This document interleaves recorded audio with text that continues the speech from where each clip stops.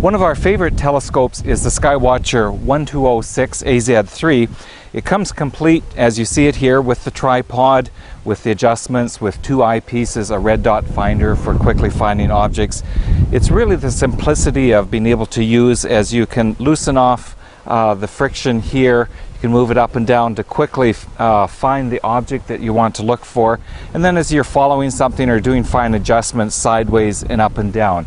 It's a great light gathering telescope for astronomy, 120 millimeters. Allows you to see the rings around Saturn, Jupiter's moons, and cloud bands on Jupiter. But what we find is a lot of people love this for daytime use. At the lake, you can see wildlife and waterfowl, boats. We've had people ask for it on each of the east coast and west coast for whale watching. And the simplicity of use, the great views, make it a wonderful telescope both for daytime use as well as for astronomy. We're going to focus over on a red barn about a mile away from us. You can see there perhaps in the background, and what we do is we just kind of move it around and then lock it into place.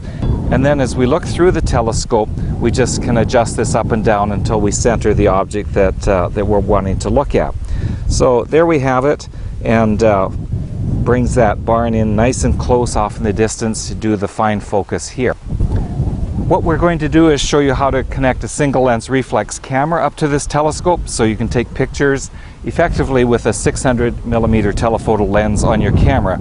All you do is simply remove the diagonal, and then you'll need a T-ring for the camera that you have. In this case, it's a Canon EOS camera, and so we simply screw the T-ring onto the threads that are here on the back of the scope.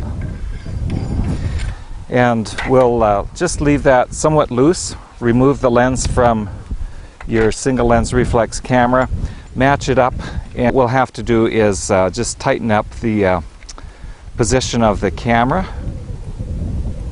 and where we want it oriented. So there we have our camera very simply attached to this as a telescope. If you want to frame what's in there, we can turn the camera on and use our live view.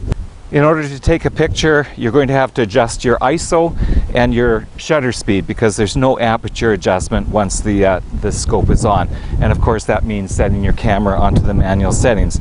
So here we're just simply have a picture that comes up with about the right exposure. That could be adjusted a little bit. It's fairly bright out today, but that's what you can expect to get in terms of a picture.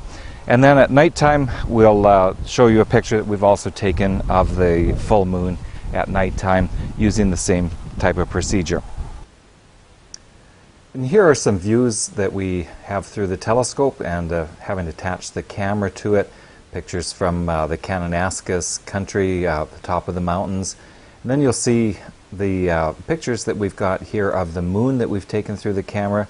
This set is taken on 60DA with the APS size sensor. And then if you have the Canon 5D Mark II with a full size sensor, you'll notice that the moon is a bit smaller, and that's because it's taken up less space on the sensor. But these are some of the examples of the views and the pictures that you'll be able to take through the SkyWatcher 1206 AZ3.